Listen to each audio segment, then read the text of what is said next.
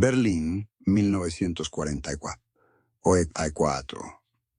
En las oficinas del alto mando alemán, oficiales de inteligencia estudian fotografías, interceptan comunicaciones y analizan movimientos de tropas aliadas. Cada comandante enemigo tiene un archivo. Cada general, una evaluación. Pero solo un nombre aparece marcado en rojo en los mapas de situación. Solo un comandante hace que los generales alemanes muevan divisiones enteras, basándose únicamente en rumores de su presencia. Su nombre, George Smith Patton Jr. En la Segunda Guerra Mundial, los generales alemanes analizaron con frialdad quirúrgica a cada uno de sus enemigos. Estudiaron mapas, doctrinas militares, personalidades y debilidades. Evaluaron a británicos, estadounidenses y soviéticos con la misma precisión matemática con la que calculaban distancias de artillería y tiempos de desplazamiento. Respetaban profesionalmente a Montgomery, comprendían la estrategia de Bradley, temían los recursos de Eisenhower, pero entre todos los comandantes aliados, solo uno provocó algo distinto al respeto profesional calculado. Solo uno generó inquietud visceral, miedo auténtico. El tipo de miedo que hace dudar a generales experimentados, que hace cuestionar informes de inteligencia, que paraliza la toma de decisiones. Para la Wehrmacht, Patton no era simplemente otro general enemigo más en la larga lista de adversarios. Era una anomalía táctica, un comandante que no encajaba en ningún patrón esperado del ejército estadounidense. No avanzaba con la cautela metódica americana. No esperaba condiciones ideales antes de atacar. No construía montañas de suministros antes de moverse. No daba tiempo al enemigo para respirar, reagruparse o adaptarse. Donde aparecía Patton, el frente se volvía caótico. Las líneas defensivas se evaporaban. Las comunicaciones se cortaban. Los planes alemanes, tan cuidadosamente elaborados, se volvían obsoletos en cuestión de horas. ¿Pero por qué? ¿Qué hacía a este general estadounidense tan diferente? ¿Por qué los alemanes, que habían enfrentado a los mejores comandantes soviéticos, británicos y franceses, consideraban a Patton como su mayor amenaza? La respuesta está en una paradoja inquietante. George Patton era el único general aliado que peleaba como ellos. Los alemanes lo descubrieron por primera vez en noviembre de 1942, durante la Operación Torch. Las fuerzas estadounidenses desembarcaron en el norte de África en lo que sería su bautismo de fuego, su primera gran prueba contra el experimentado Afrika Korps. Para Berlín era una oportunidad perfecta de medir al nuevo ejército americano. La inteligencia alemana observaba con atención profesional y cierto escepticismo. ¿Qué tan buenos eran realmente estos estadounidenses? ¿Podrían sus soldados, muchos sin experiencia de combate, enfrentarse a las veteranas divisiones alemanas que habían conquistado Europa? Lo que vieron los sorprendió profundamente. Patton, al mando de las fuerzas en el sector occidental, avanzó con una velocidad operacional que no coincidía con ninguna doctrina estadounidense conocida por los analistas alemanes.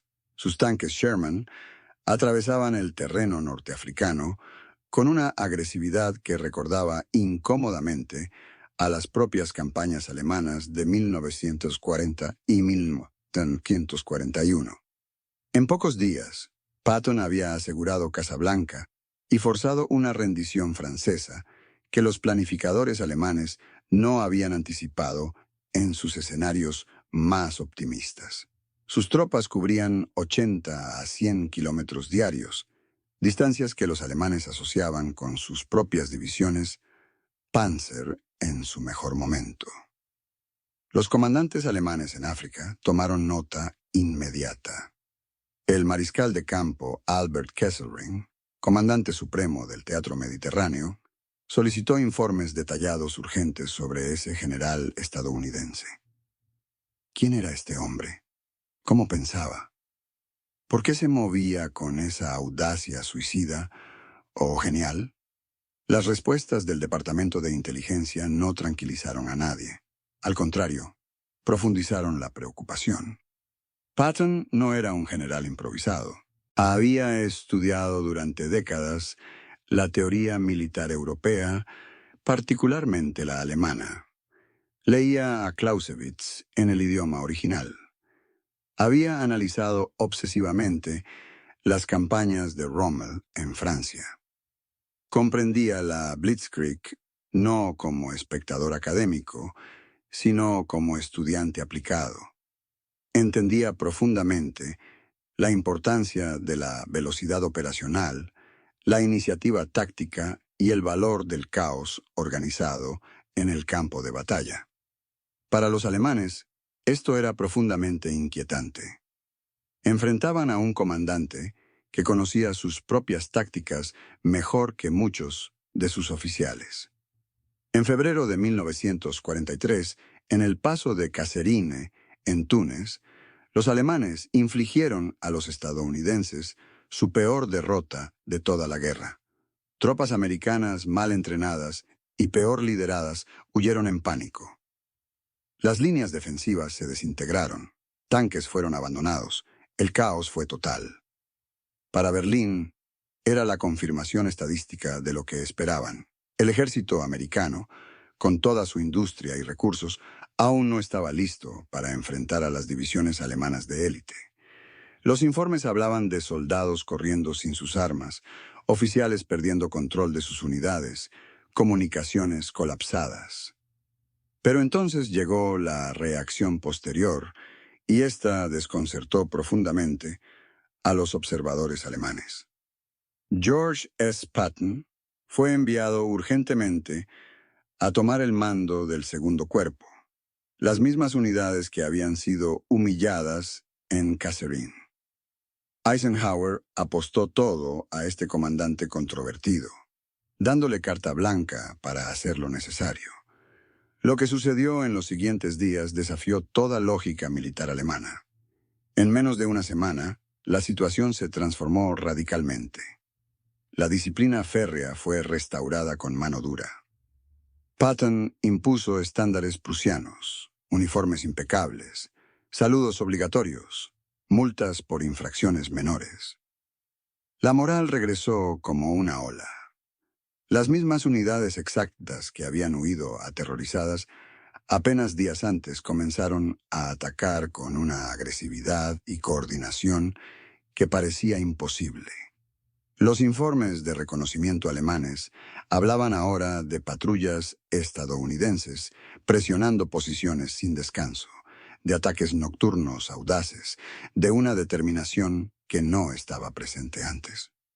Algo fundamental había cambiado, y lo había hecho demasiado rápido. Incluso Erwin Rommel, el zorro del desierto, el comandante alemán más respetado del teatro africano, lo notó con alarma profesional. En su diario personal escribió que las fuerzas estadounidenses se habían vuelto significativamente más peligrosas y agresivas, casi de la noche a la mañana. El cambio había sido tan dramático y rápido que no podía explicarse solo con refuerzos o nuevo equipamiento. Para los analistas alemanes, la conclusión era inevitable y preocupante. Patton había llegado. Y donde Patton llegaba, el ejército estadounidense se transformaba en algo completamente diferente. En julio de 1943, la guerra se trasladó a Sicilia, la primera invasión del territorio europeo propiamente dicho. El plan aliado, diseñado cuidadosamente por Eisenhower y Montgomery, colocaba a Patton y su séptimo ejército en un papel explícitamente secundario: proteger el flanco izquierdo del avance británico hacia Messina. Era un papel de apoyo. Importante, sí, pero no glorioso. Patton no aceptó ese papel ni por un segundo. Con una combinación de audacia táctica, desobediencia creativa y pura fuerza de voluntad, empujó a su ejército a través del terreno más difícil y montañoso de la isla. Sus unidades atravesaban caminos que los planificadores consideraban imposibles para fuerzas mecanizadas. Avanzaba con una velocidad que sorprendió y molestó incluso a sus propios oficiales superiores y aliados británicos. Para los comandantes alemanes en Sicilia, la invasión se convirtió rápidamente en una pesadilla logística. Habían planeado una retirada ordenada hacia el estrecho de Messina, evacuando gradualmente sus fuerzas hacia el continente italiano. Era un plan sólido, probado en múltiples retiradas exitosas del Africa Corps. Pero Patton avanzaba tan vertiginosamente rápido que amenazaba con cortar todas las rutas de evacuación antes de que pudieran ejecutar el repliegue. Divisiones alemanas completas, que esperaban retirarse metódicamente durante semanas, se encontraron súbitamente atrapadas en un caos operacional, presionadas simultáneamente desde múltiples direcciones. Cuando Patton llegó a Messina el 17 de agosto de 1943, llegó horas antes que Montgomery y las fuerzas británicas. Para los observadores era una victoria simbólica de ego. Para los alemanes el mensaje fue imposible de ignorar y profundamente perturbador. Un general estadounidense, con un ejército supuestamente verde y sin experiencia, había superado en velocidad pura al comandante británico más respetado y condecorado de toda la guerra. Los informes de inteligencia alemanes posteriores a Sicilia describieron a Patton con palabras que los analistas militares prusianos no usaban a la ligera: impredecible, agresivo, peligroso. Lo más revelador estaba en un informe clasificado del Okeyedio, el alto mando de la Wehrmacht. Patton lucha como un comandante Panzer. Para oficiales alemanes esto era simultáneamente el mayor cumplido y la evaluación de amenaza más seria que podían dar. Significaba que Patton pensaba como ellos, que comprendía la guerra de movimiento a nivel instintivo, que valoraba las mismas cosas que los comandantes alemanes de élite: velocidad sobre seguridad, iniciativa sobre planificación perfecta, audacia sobre cautela. Y precisamente eso era lo que lo hacía tan extraordinariamente inquietante. Entonces ocurrió algo que la inteligencia alemana siguió con fascinación casi incrédula. En hospitales de evacuación en Sicilia, Patton perdió completamente el control emocional. En dos incidentes separados, agredió físicamente a soldados que sufrían lo que entonces llamaban fatiga de combate, hoy conocido como estrés postraumático. Los abofeteó, los insultó, los llamó cobardes, frente a testigos, frente a médicos, frente a otros soldados heridos. La noticia llegó a Eisenhower, llegó a Washington, llegó a la prensa estadounidense, que explotó con indignación moral justificada. Durante semanas críticas, pareció absolutamente inevitable que la carrera de Patton había terminado de forma ignominiosa. En las oficinas de inteligencia alemanas, oficiales seguían el escándalo con una mezcla de satisfacción y genuina incredulidad. Habían identificado, después de meses de análisis cuidadoso, al general aliado más peligroso que enfrentaban. El único comandante estadounidense que realmente comprendía la guerra moderna. Y ahora los propios estadounidenses, con su obsesión por la opinión pública y los valores democráticos, parecían dispuestos a eliminarlo por ellos. Era casi cómico. El enemigo estaba haciendo el trabajo de la Wehrmacht, pero entonces Dwight Eisenhower tomó una decisión que reveló mucho sobre la situación real. No despidió a Patton. Lo castigó públicamente, sí, Lo apartó temporalmente del comando operacional. Lo humilló con disculpas públicas, pero, crucialmente, lo conservó en el ejército. Para los analistas alemanes, esa decisión fue extraordinariamente reveladora y preocupante. Si Estados Unidos, con toda su retórica sobre valores y disciplina apropiada, estaba dispuesto a soportar el escándalo político y la vergüenza pública solo para mantener a Patton en uniforme, solo podía significar una cosa inequívoca. Los aliados sabían exactamente lo que tenían, y no estaban dispuestos a perderlo, sin importar el costo político. A principios de 1944, Patton apareció en Inglaterra. No comandaba ejércitos en combate activo, pero era deliberada y ostentosamente visible. Inspeccionaba tropas con su estilo característico. Visitaba bases en el sureste de Inglaterra. Daba discursos. Su presencia era imposible de ignorar. Para la inteligencia alemana, aquello no era casualidad ni coincidencia. Tenían una máxima operacional simple y probada. Donde está Patton, estará el ataque principal. Era lógica militar básica. Los aliados pondrían a su mejor comandante ofensivo al frente del golpe decisivo. Cualquier otra cosa sería un desperdicio imperdonable de recursos. Así que cuando la inteligencia alemana ubicó a Patton en el sureste de Inglaterra, frente al punto más estrecho del Canal de la Mancha, frente a Calais, la conclusión pareció inevitable. Ahí sería la invasión. El alto mando alemán concentró sus mejores divisiones Panzer en el Pas de Calais. 15 divisiones de primera línea, incluyendo varias unidades SS de élite, esperaron. Y esperaron. Y esperaron. Mientras tanto, el 6 de junio de 1944, el verdadero desembarco tuvo lugar 200 kilómetros al oeste, en Normandía. Pero incluso después del día D, incluso con miles de soldados aliados desembarcando en las playas normandas, los alemanes dudaron fatalmente. ¿Era esto realmente la invasión principal? ¿O era una distracción elaborada antes del verdadero golpe de Patton en Calais? Durante semanas críticas, Hitler y el alto mando vacilaron. Temían mover sus divisiones de reserva desde Calais, temerosos de quedar fatalmente expuestos cuando Patton finalmente atacara con su supuesto primer grupo de ejército, que en realidad no existía, era completamente ficticio, parte de la Operación Fortitude. Ese error estratégico, causado directamente por el miedo a Patton, fue posiblemente decisivo para el éxito del día D. Las divisiones Panzer, que podrían haber contraatacado en Normandía, durante los días críticos permanecieron estacionadas en Calais, esperando a un fantasma.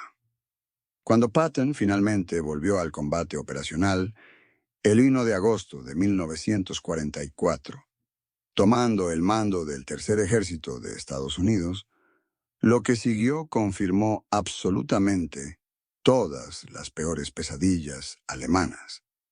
El frente no colapsó gradualmente. Explotó. En los primeros 30 días de operaciones, el Tercer Ejército de Patton avanzó más de 600 kilómetros a través de Francia. Liberó 47.000 kilómetros cuadrados de territorio. Capturó 65.000 prisioneros alemanes. Destruyó o capturó más de 500 tanques enemigos. Pero los números, por impresionantes que sean, no capturan la realidad operacional de lo que estaba sucediendo. Las líneas defensivas alemanas simplemente dejaron de existir como concepto. Las unidades alemanas perdían contacto con sus cuarteles generales, con sus flancos, con la realidad táctica misma. Comandantes alemanes recibían órdenes de defender líneas que Patton ya había cruzado 48 horas antes. Los alemanes intentaban establecer nuevas líneas defensivas, pero Patton alcanzaba esas posiciones antes de que las tropas de defensa llegaran. Era una pesadilla logística. Los mapas de situación alemanes quedaban obsoletos en horas. Un oficial alemán escribió en su diario: No es una retirada, es una persecución. En agosto de 1944, en el bolsillo de Falaise, en Normandía, ejércitos alemanes completos quedaron atrapados en lo que los militares llaman un cerco operacional. Dos ejércitos alemanes enteros, el séptimo y el quinto Panzer, aproximadamente 100.000 hombres, quedaron rodeados. Lo que siguió fue descrito por veteranos alemanes como peor que Stalingrado en términos de intensidad, aunque más corto en duración. Decenas de miles de soldados alemanes fueron capturados en cuestión de días. Miles murieron bajo bombardeos aéreos y de artillería constantes. El ejército alemán en Francia fue destruido como fuerza de combate coherente. No derrotado en batalla campal, sino aniquilado operacionalmente, incapaz de funcionar como entidad militar organizada. Para muchos oficiales alemanes sobrevivientes, Falaise fue traumático de una manera que otras derrotas no lo fueron. En Stalingrado, al menos, habían tenido tiempo de luchar, de establecer defensas, de intentar resistir. Con Patton no hubo tiempo para nada, solo velocidad, caos y destrucción. El